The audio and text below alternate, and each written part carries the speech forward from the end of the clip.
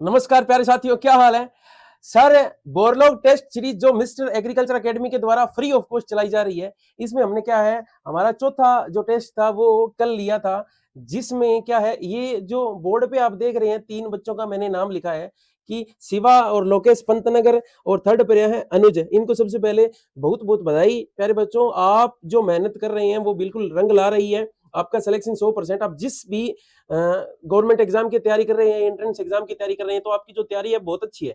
और मैं यही कामना करूंगा कि आप अच्छे से अच्छे पोस्ट पर जाएं, अच्छे से अच्छे यूनिवर्सिटी में क्या है आपका दाखिला हो। ठीक है, तो जो हम टेस्ट सीरीज निःशुल्क चला रहे हैं, इसका हमने जो चौथा टेस्ट लिया था, आज क्या है, हम उसका एनालिसिस करने जा रहे हैं। हमने लगभग 40 क्वेश्चन दिए थे इस टेस्ट में, और लगभग 75 के करीब बच्चों ने क्या हिस्सा लिया, और भी क्या है बच्चे हिस्सा ले रहे हैं, क्योंकि वो टेस्ट है ओपन पड़ा है। लेकिन क्या है, हमने 75 जो बच्चे उनको ही काउंट किया था कि कल जिन्होंने टाइमलाइन के भीतर है, जिन्होंने क्या है रिजल्ट दिया, यानी जिन्हें टेस्ट दिया, तो उनका ही रिजल्ट हमने इश्यू किया। बाकी देकर देख सकते हैं। तो प्यारे बच्चों, जो आप टेस्ट देना चाहते हैं और जुड़ना चाहते हैं, तो मैं आपको एक बात बता देना चाहता हूं कि आप जो टाइमलाइन है उसके भीतर ही आप टेस्ट को कंप्लीट करें, और यहाँ बोर्ड पर है रैंक स्कोर करने की कोशिश करें। ठीक है, तो आज का जो क्या है हम एनालिसिस कर रहे हैं, इसमें जो पहला क्वेश्चन है वो है, एक वयस्क बकरी के लिए क्या है, एक वयस्क बकरी के लिए लगभग कितनी जगह,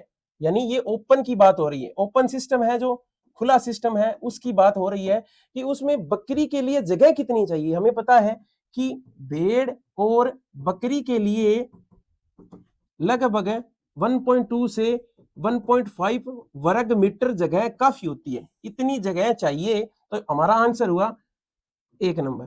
ठीक है, वहीं अगर भैंस का क्वेश्चन आ जाए कि भैंस और गाय के लिए कितनी जगह चाहिए, तो प्यारे बच्चों 7.4 से 9.2 वर्ग मीटर जगह काफी रहती है।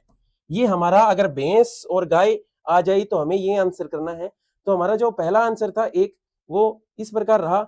जो हमारा दूसरा क्वेश्चन था, ये तो जो 11th 12th के बच्चे हैं जिन्होंने फाउंडेशन कोर्स कर रखा है, उनको भी पता है कि दुग्ध की रानी किसे कहते हैं, यानी मिल्क क्वीन। मिल्क क्वीन प्यारे बच्चों सानेन को कहते हैं। किसको कहते हैं? सानेन को। ठीक है, तीसरा हमारा जो क्वेश्चन था वो था कि लंबे लंबे कान लटकते हुए, ठीक है, और रोमन नाक, छोटे समतल सींग। इससे आगे हम नहीं जाएंगे। बड़ा अयन लंबे तन किस बकरी की नस्ल का मुख्य गुण है? हमें यहां से देखना है कि कौन सा लटकते कान की, कान क्या लटकते, और क्या है दूसरा लक्षण है रोमन नाक। रोमन नाक, तो हमें हमारे मस्तिष्क में कौन सा आया कि जी हाँ, जमुना पारी। जमुना पारी एक इसका और मुख्य लक्षण है, तोते के समान मुख, यानी तोतामुखी। अगर एक वर्ड में कहें तो तोतामुखी किसका लक्षण है? जी हाँ, जमुनापारी का लक्षण है। ये क्या है? ये जमुनापारी नस्ल है, ये डुअल पर्पज या द्विप्रयोजनी नस्ल है। क्या है? द्विप्रयोजनी नस्ल है। बर्बरी और बिटल चांगथागी इनका आपको पता ही है। ठीक है, नेक्स्ट हम गन्ने की पुष्पक्रम अवस्था की बात करते हैं कि पुष्पक्रम जो अवस्था होती है वो क्या कहलाती है। तो देखो प्यारे बच्चों कि हमें सबसे पहले अवस्था की बात करें या पुष्पक्रम सिस्टम की बात करें, तो सबसे पहले हमें यह पता होना चाहिए कि पुष्प को क्या कहते हैं, कि जो गन्ना है इसके फ्लावर को क्या कहते हैं? इसके पुष्प को कहते हैं एरो। और आने की क्रिया क्या कहलाती है? बिल्कुल एरोइंग कहलाती है। क्या कहलाती है? एरोइंग कहलाती है। ये एक तरह का ओपन पेनिकल होता है। ठीक है, इसके अलावा सिल्किंग, टेसलिंग, ये सब आपको पता ही, मक्का से रिलेटेड है। ठीक है, और हेड मतलब छत्रक होता है। तो आपको पता ही है, हम ज्यादा लंबी क्लास नहीं लेंगे, छोटी लगभग क्या है 40 मिनट में हम क्या है इसे कवर करने की कोशिश करेंगे। तो हम बड़ा बड़ा है वो कर लेते हैं। जीवाणु पत्ती झुलसा रोग यानी बैक्टीरियल लीफ ब्लाइट, ये कौन सा रोग है और किसके द्वारा होता है? जी हाँ, धान में होता है। किसके द्वारा? जेंथोमोनास ओराइजी के द्वारा। किसके द्वारा? जेंथोमोनास ओराइजी के द्वारा। और इसके लिए टेस्ट कौन सा किया जाता है? ऊज टेस्ट। कौन सा किया जाता है? ऊज टेस्ट किया जाता है। किस कौन सा टेस्ट? ऊज टेस्ट किया जाता है, जेंथोमोनास ओराइजी।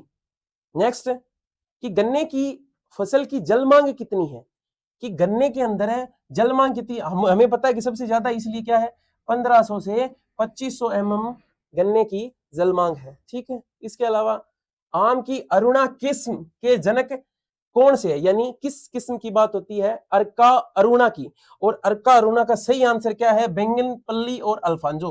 क्या है, बेंगनपल्ली और अल्फांजो। और इसको अगर क्या है हम रिवर्स कर दें, इसको यहां कर दें, यानी पेरेंट्स को बदल दें, तो क्या कौन सी किस्म होगी, अरुणा पुनीत, अर्का पुनीत, अर्का पुनीत। तो पहला हमारा आम की अरुणा किस्म है, उसके जनक कौन से है, बेंगनपल्ली और अल्फांजो। ठीक है, नेक्स्ट देखें कि चपाती गेहूं के किस श्रेणी में 12 से 14% प्रोटीन होता है, जो कि बेकरी बनाने के लिए सबसे महत्वपूर्ण होता है, सबसे उपयुक्त है। देखो अलग अलग, देखो जो ट्रिटिकम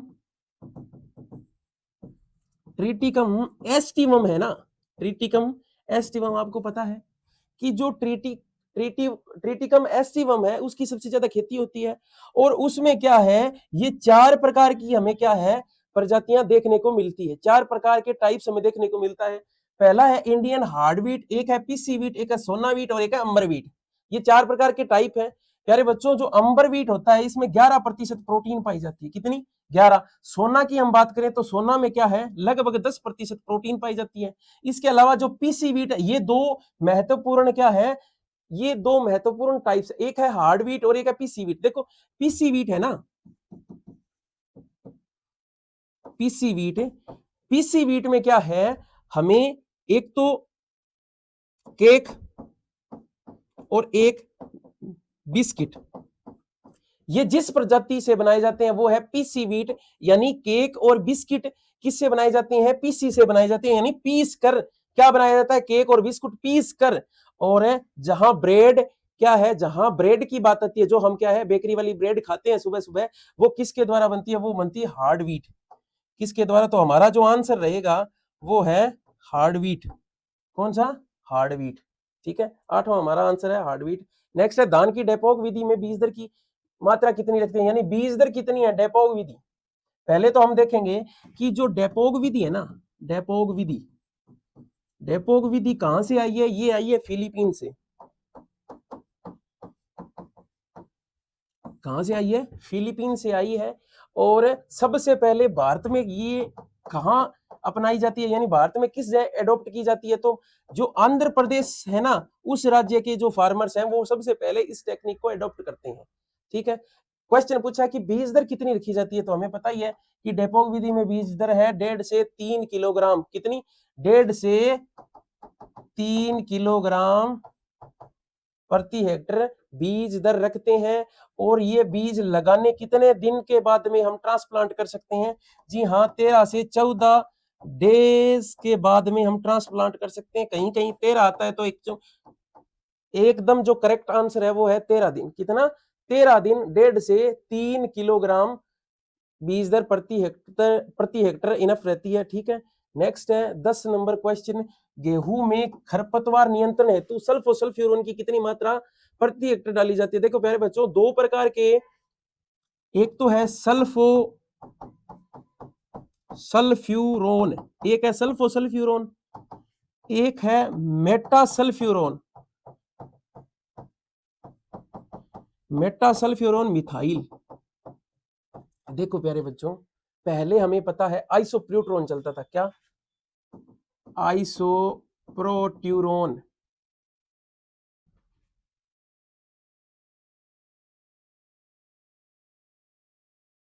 पहले कौन सा, आइसोप्रोट्यूरोन चलता था।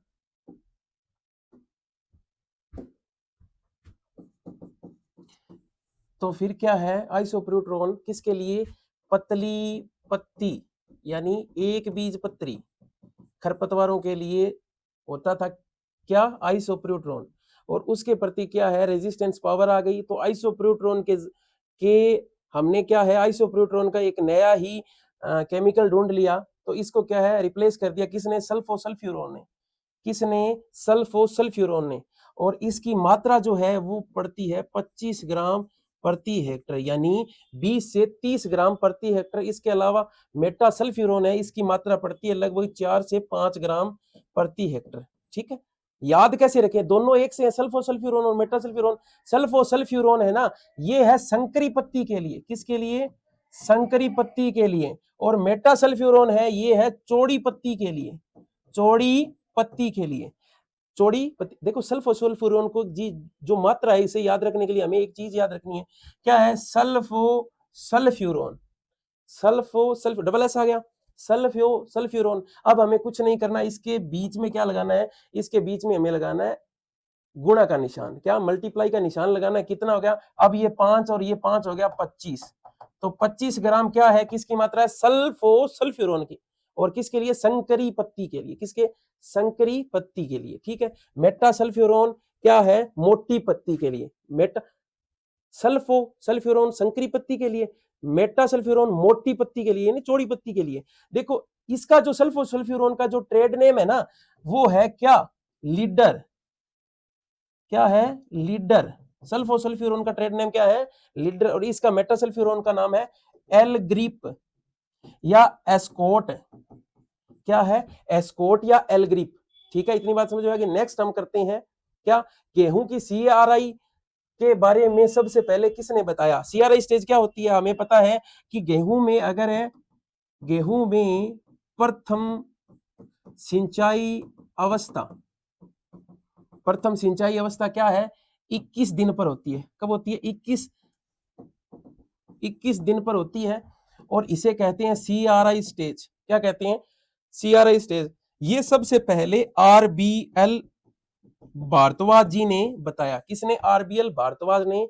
21 दिन के बाद में ये अवस्था आती है। और अति महत्वपूर्ण हो अगर क्वेश्चन, क्योंकि एओ में क्वेश्चन आया हुआ है कि अगर आपके पास एक ही सिंचाई उपलब्ध हो तो आप गेहूं में किस अवधि पर हम सिंचाई करेंगे? तो हम करेंगे 21 दिन पर CRI स्टेज पर। क्या 21? ये किसने बताया? भारद्वाज जी ने। तो इसका आंसर है बी, ठीक है। नेक्स्ट, आलू के प्रवर्धन की विधि क्या है? हमें पता है आलू के प्रवर्धन की विधि है ट्यूबर। क्या है? ट्यूबर। क्या है? ट्यूबर। कितनी है?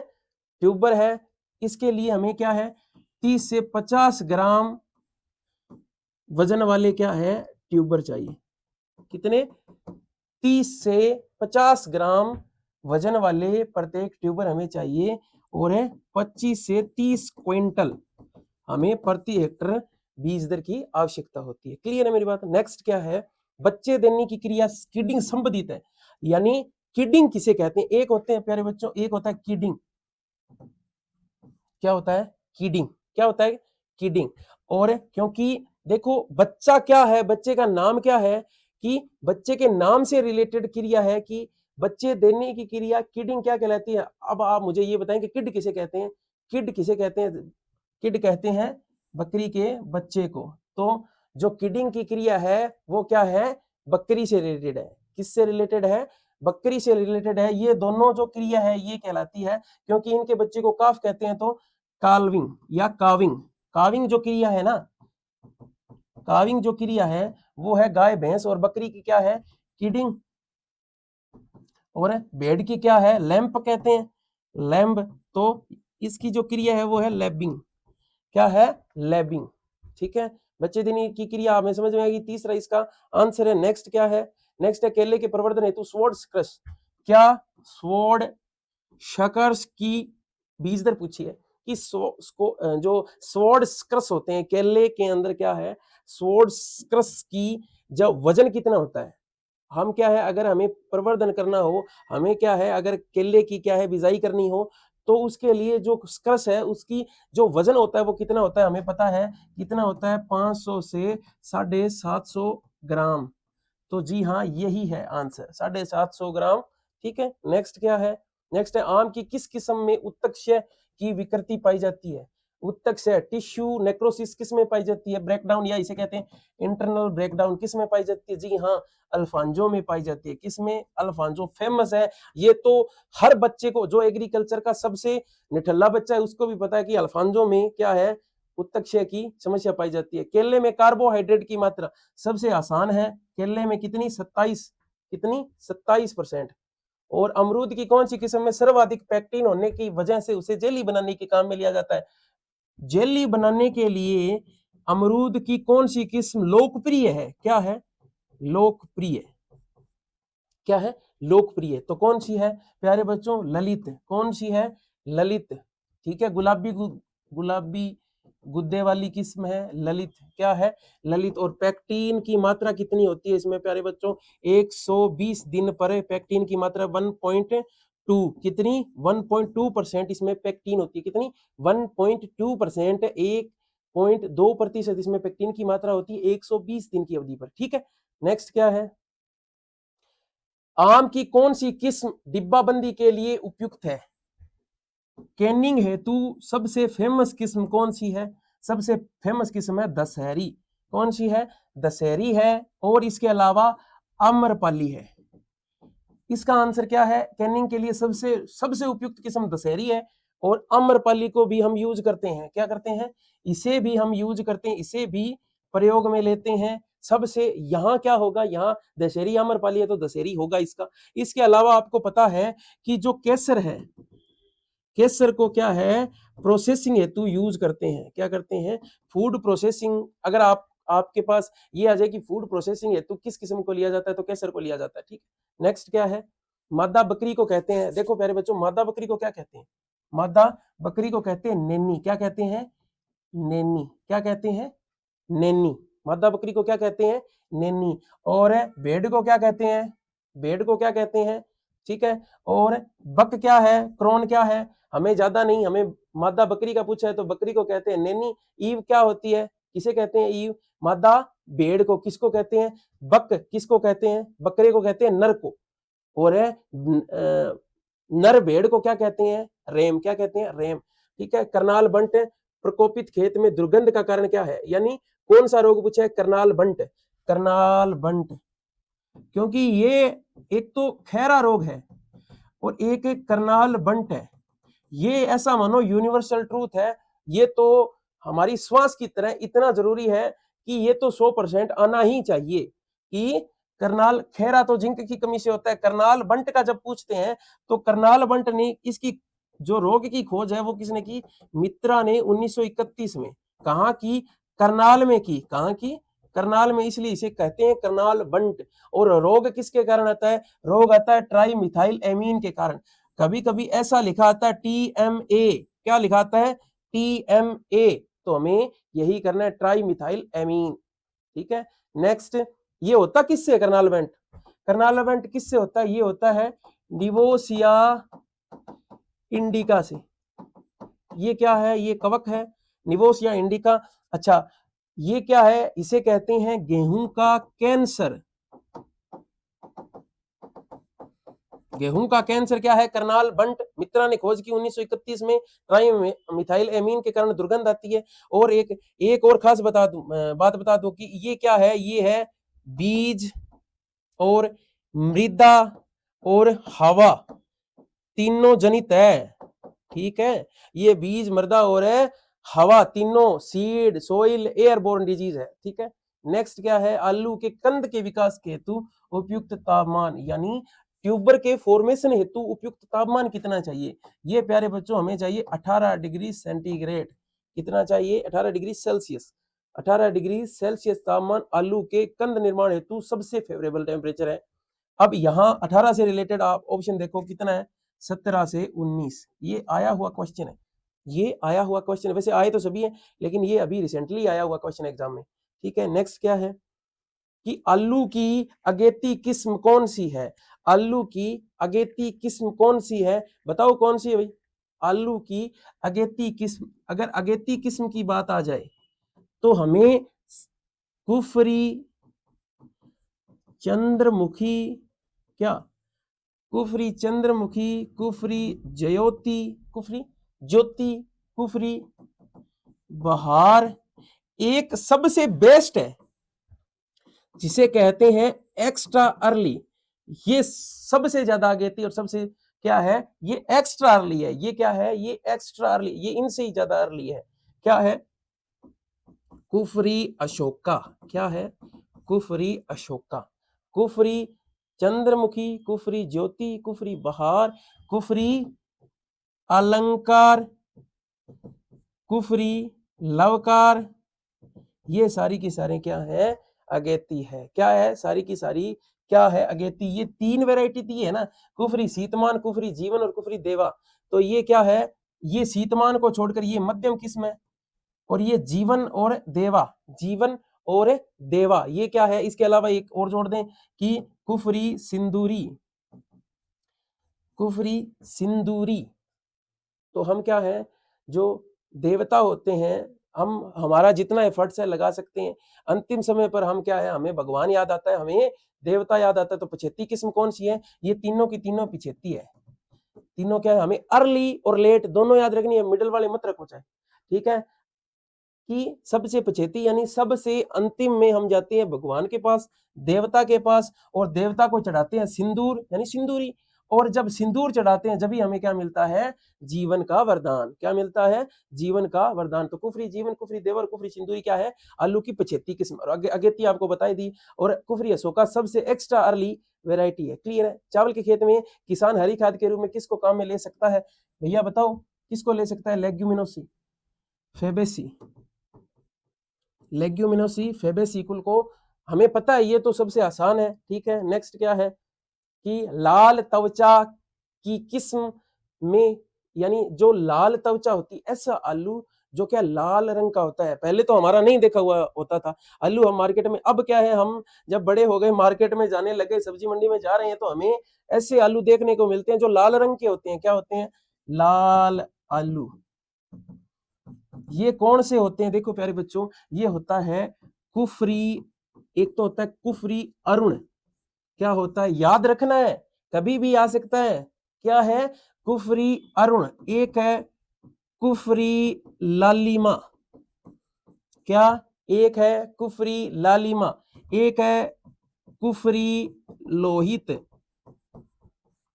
ये इतनी हमें तीन किस्म है याद रखनी। अरुण, कुफरी अरुण लाल रंग की, लाल लालिमा, लोहित, लोहित मतलब लाल ही होता है, ठीक है। लोहित, लालिमा और अरुण, ये तीनों की तीनों क्या है? ये लाल रंग के आलू है, ठीक है। अरुण लाल हो गया, ठीक है। नेक्स्ट अरावली किस्म, सबसे सबको आता है ये। अरावली किस्म किसकी है? इसमें अगर ऑप्शन सरसों दिया गया है तो सरसों ही होगा। क्लियर है? नेक्स्ट क्या है? धान की किस्म किस कुल से है? सबको पता है, ठीक है। नेक्स्ट क्या है कि अमरूद का बोना मूलवंत पूछा है। इसने क्या है? अमरूद का रूट स्टॉक पूछा है, रूट स्टॉक ऑफ गवावा, यानी अमरूद का। देखो अमरूद में सबसे फेमस जो रूट स्टॉक है ना, अमरूद में सबसे जो फेमस रूट स्टॉक है वो है एक तो पुषा सृजन। क्या है? पुषा सर्जन। एक क्या है? एक है सबसे फेमस है, सबसे फेमस चाइनीज गवावा, सबसे फेमस है चाइनीज गवावा। चाइनीज गवावा, ये तीनों के तीनों श्रीमान जी किसके लिए हैं? सीट्रस के लिए। किसके? नींबू वर्ग के लिए। ये आए हुए क्वेश्चन है। नेक्स्ट क्या है? मृग बहार। मृग बहार कब आती है? कब आती है भाई मृग बहार? देखो मृग बहार यानी हिरण कब नाचता है? हिरण नाचता है जब बरसात होती है, जब है मानसून आता है। तो अधिकतर मानसून कब आता है? जून जुलाई। मृग बहार क्या है? मृग बहार। एक होता है हस्त बहार। हस्त बहार ये 10 और 11 हस्त 10, 10 और 11 में क्या है? हस्त बहार आती है। मृग नाचता है जब बरसात होती है जून जुलाई में, जब मृग बहार। और फरवरी मार्च में क्या आता है? अंबे बहार। क्या आता है? अंबे बहार, ठीक है। अंबे बहार। नेक्स्ट क्या है? ताजा कटी हुई सतह पर भूरापन किसके कारण आता है? आपको सबको पता है, सबको पता है ये तो। नेक्स्ट आम के फलों में भाप उष्मा उपचार किसके सिफारिश? देखो ऐसा होता है, एक होता है vapour heat treatment, VHT, vapour heat treatment किसके लिए किया जाता है? किसके लिए? फल मक्खी के लिए। किसके लिए? किसके लिए? बैक्टोसरा डोर्सेलिस के लिए। बैक्टोसरा डोर्सेलिस फल मक्खी के लिए, ठीक है। नेक्स्ट क्या है? नेक्स्ट है केला की ड्वार्फ कैवेंडिश किस्म में जीनोम क्या है? जीनोम, ठीक है, AAA। नेक्स्ट क्या है कि अमरूद में मिड्डो फलोत्पादन पद्धति क्या है? मिड्डो, मिड्डो, मिड्डो। सबसे पहले तो मिड्डो, ये मिड्डो जो टेक्निक है ना, मिड्डो टेक्निक, ये है इजराइल की देन। इजराइल क्या है? इजराइल की देन है। क्या? लीची, नाशपाती, नाशपाती और सबसे ज्यादा मोस्ट है अमरूद। अमरूद में लेते हैं गैप कितना, ये इंटेंसिव कल्टीवेशन के लिए फेमस है। मिडो किसके लिए है, इंटेंसिव एग्रीकल्चर के लिए। अमरूद के लिए 2 इंटू 1 मीटर, इसे क्या चाहिए, इसे डिस्टेंस चाहिए। क्लियर है, मिडो पत्ती में। फेलेरिस माइनर का परीक्षण भार होता है, फेलेरिस माइनर का टेस्ट वेट पूछा है, हमें सबको पता है, ये तो सबको पता है, 2 ग्राम। और क्या खास बात है, और कहा था थर्स्टन ने क्या कहा था कि 1959 में थर्स्टन ने ये कहा था कि फेलेरिस माइनर, ये क्वेश्चन आया हुआ है, सुपरवाइजर में आया हुआ है, गेहूं का मामा क्या है, नकलची खरपतवार। ये क्या है, फेलेरिस माइनर में तीनों प्रकार की डोरमेंसी किसमें पाई जाती है, फ्लेरिस माइनर में। ठीक है, नेक्स्ट क्या है, चावल के बीज में अंकुरण क्षमता सबको पता है 80%। नेक्स्ट क्या है, हम टाइम नहीं गवाते, निम्न में से गलत युग्म कौन सा है। एक तो है इमर वीट, डाइकोकम इमर वीट, एक है ड्यूरम वीट यानी मार्कोनी ड्यूरम, एक है इमर, एक है ड्यूरम, एक है ट्रिटिकम एस्टिवम। देखो प्यारे बच्चों 85% और क्या है, और 12% एरिया पर। ये जो एस्टिवम है क्या है, मैक्सिकन गेहूं एस्टिवम हेक्साप्लॉइड है, क्या है ये, हेक्साप्लॉइड है, और 85% एरिया पर ये बोई जाती है। ड्यूरम 12% पर, डाइकोकम किस पर, डाइकोकम 1% एरिया पर बोई जाती है। इससे क्या बनाया जाता है, इससे सवैया जो आप खाते हैं ना, नूडल्स या वर्मीसेली और नूडल किससे, ड्यूरम से। इससे क्या, इससे उपमा प्लस सूजी इससे बनाई जाती है। ठीक है, इसमें गलत कौन सा है, इंडियम ड्वार्फ वीट का पूछा कि ड्वार्फ वीट क्या है, ट्रिटिकम वल्गेर है, नहीं, ट्रिटिकम वल्गेर नहीं, क्या है, स्फेरोकोकम है, स्फेरोकोकम। ड्वार्फ वीट क्या है, स्फेरोकोकम। नेक्स्ट क्या है, टीपीएस विधि में बीज दर रखी जाती है, टीपीएस को कहते हैं पहले तो ट्रू पोटैटो सीड, क्या कहते हैं, ट्रू पोटैटो सीड। बीज दर रखते हैं प्यारे बच्चों 100 से 150 ग्राम, आलू के लिए है टीपीएस 100 से 150 ग्राम। खोज किसने की, देखो पहले इसका जो सारा का सारा जो श्रेय है ना, सारा का सारा जो श्रेय है वो फर्स्ट डायरेक्टर थे कहाँ के, सेंट्रल पोटैटो रिसर्च इंस्टीट्यूट यानी सीपीआरआई, क्या, रामानुजन को जाता है। ठीक है, नेक्स्ट क्या है, बेहद कोकोनट सीडलेस वैरायटी ऑफ है अमरूद, क्या, बेहद कोकोनट नारियल की नहीं है, किसकी, अमरूद की। नेक्स्ट क्या है, अनडिवाइडेड ब्लाइंड होइंग किसके लिए की जाती है, जी हाँ, किसके लिए की जाती है, गन्ने के लिए। कब, 1 सप्ताह बाद बुआई के, 1 सप्ताह बाद। और क्योंकि खरपतवारों का हमें नियंत्रण करना होता है, गन्ने के अंदर साइप्रेसी कुल की खरपतवार ज्यादा नुकसान पहुंचाते हैं। गन्ने की फसल के लिए नाइट्रोजन की प्रति टमाटर कितनी चाहिए उत्तर भारत के लिए, देखो प्यारे बच्चों 125 से 150 किलोग्राम, और इसके अलावा क्या है 80 किलोग्राम और 60 किलोग्राम, ये एनपीके है अनुपात। ठीक है, नेक्स्ट क्या है, गन्ने की बुआई हेतु प्रयोग में लाए जाने वाले टुकड़ों की कलिकाएं कितनी होती है। देखो गन्ना है ना, मुख्यतः गन्ने के क्या है, बिजाई हेतु हम 3 बड वाला यानी 3 आंख वाला गन्ना हमें यूज करना चाहिए। 3 आंख वाला गन्ना इस साइज का 30 से 45 सेंटीमीटर साइज का हमें यूज करना चाहिए। देखो प्यारे बच्चों आज का जो सेशन है हमारा यही खत्म होता है। ये 40 क्वेश्चन वो क्वेश्चन थे जो किसी न किसी एग्जाम में आए हुए थे। अब प्यारे बच्चों ऐसा है कि अगर आपको एग्रीकल्चर से रिलेटेड तैयारी करनी है, free of cost test series में भाग लेना है, तो आप इस नंबर पर आप हमारे साथ इस नंबर पर जुड़ सकते हैं। ये जो नंबर है 94,627 इस नंबर पर हमें टेक्स्ट व्हाट्सएप मैसेज करें। आपको क्या है सर बोरलॉग टेस्ट सीरीज में जोड़ लिया जाएगा। और शनिवार और बुधवार को हम क्या है रोजाना शनिवार और बुधवार को हम क्या है टेस्ट लेते हैं। समय रहता है 12 बजे का। तो आज का जो सेशन था इतना ही था। धन्यवाद, थैंक यू।